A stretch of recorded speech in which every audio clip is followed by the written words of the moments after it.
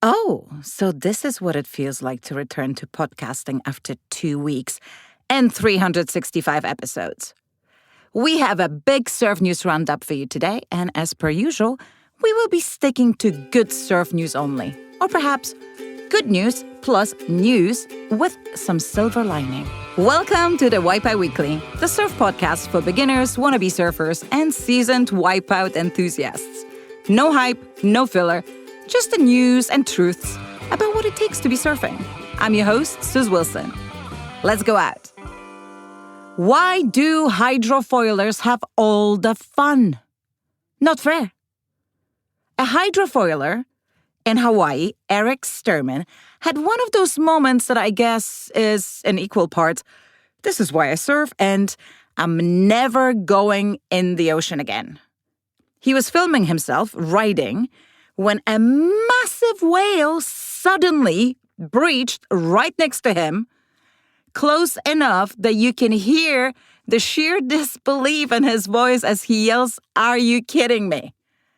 The whale slaps its tail, sending a huge splash through the water, and then just disappears back into the ocean like nothing happened. What is wild is that Eric said seeing whales out there isn't something unusual for him. It's actually pretty common. What's not common is catching something like this on camera, especially in chopping conditions where visibility is limited and you're mostly just trying to stay upright and not eat it. Okay, maybe it wasn't as much fun. Just a reminder that these animals are enormous and mostly invisible until they're suddenly not. Whale tail slaps are thought to be used for communication or to stun prey. Dealer's choice in this scenario. But the video is positively insane. Watch it. So who's been calling in sick in Australia, huh? Because Australia's East Coast is lining up for one of those runs of surf that makes you rethink your entire life schedule and priorities. Tropical cyclone Waco has been spinning in the Pacific and is now sending a sustained, well-organized easterly swell toward Queensland and New South Wales. The kind of swell that arrives in clean, long period lines. Just beautiful. The event is expected to unfold in 2 stages. The first, pulse builds gradually, with surf reaching chest to head high and occasionally pushing overhead. It's the kind of swell that might feel underwhelming at first. I don't know for whom, really, where you're paddling out thinking, is this it? And then suddenly, as the day goes on, it starts to turn on.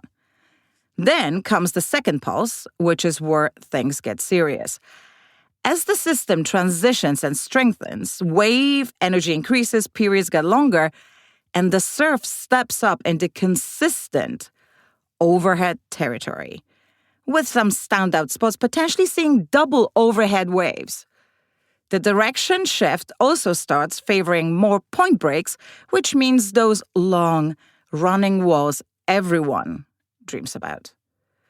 What really seals the deal is the forecast for light winds and clean conditions, especially in the mornings. It's not just big, it's like really, really good and multiple days of it. Hopefully, by the time you listen to this, it's still happening. But if not, maybe you can let us know how it went. And this news is big, like huge, because Hawaii just made surfing a high school sport. A news that somehow feels both, groundbreaking and wildly overdue.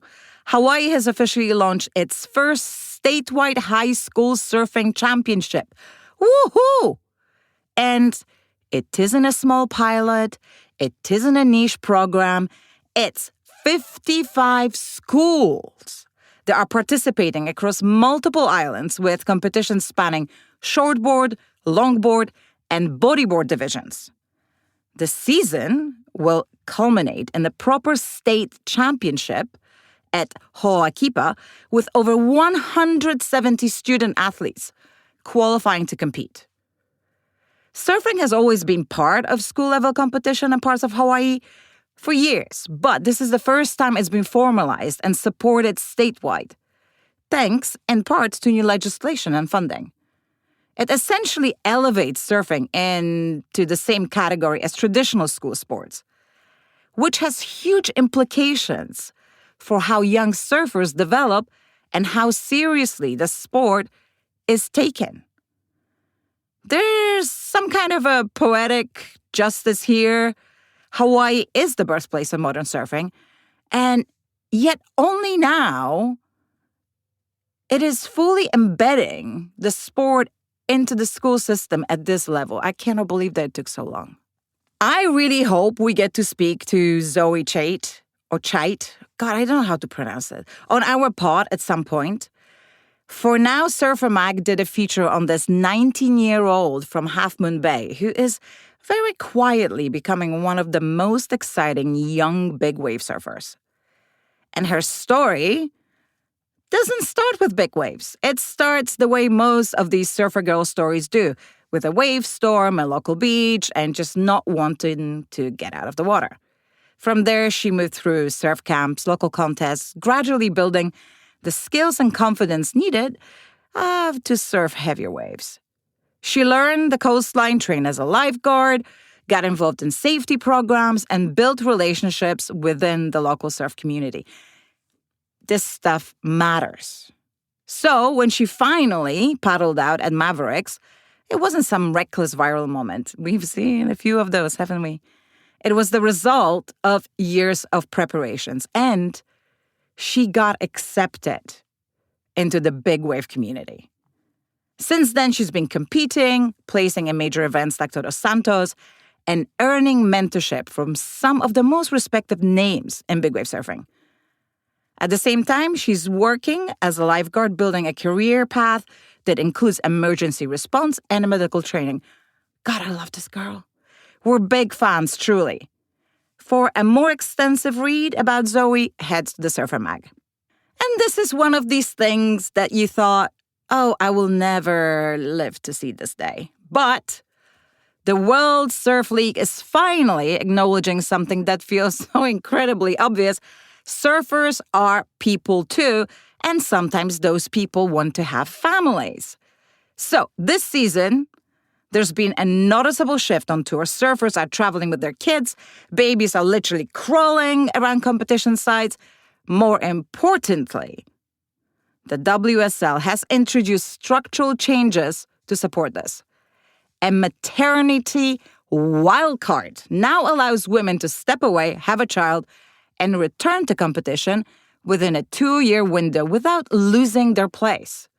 There's also now paternity leave for male surfers because, of course, allowing them to miss events without completely tanking their rankings. Carissa Moore's return to competition after having a baby is one of those most visible examples of this shift. But the broader impact is cultural as much as it is logistical. For a long time, professional surfing, like many other sports, quietly forced athletes to choose between career and family. Obviously, this doesn't solve everything, but it is a meaningful move toward not making that choice so absolute. Wave pool, but make it a suburb. Waco Surf in Texas is taking the wave pool concept one step further and turning it into a full residential development. Want to live in a wave pool gated community? The new project, called the Desperado, is designed as a community built around surfing. Not just visiting a wave pool, no, living there. The development will include multiple wave systems along with all the expected extras. Restaurants, wellness facilities, outdoor activities, and a full suite of lifestyle amenities. I don't know what that even means. The homes themselves start around $1.6 million and are being 3D printed in concrete? I'm not quite sure how I feel about this. Actually, I am not sure how I am feeling about any of this. It's like if I built a complex of indoor snowboarding runs and tried to build an alpine village around it with the après-ski and schnapps. Hold on, that actually doesn't sound too bad. It's the money thing, I guess, that rubs me the wrong way. I'd love to see surfing as inclusive as humanly possible. But this whole idea turns it into something privatized, bougie, and exclusive. $1.6 million for a house. Oh, wonder how you guys feel about it. Okay, this is a story currently with no silver lining. But it's important.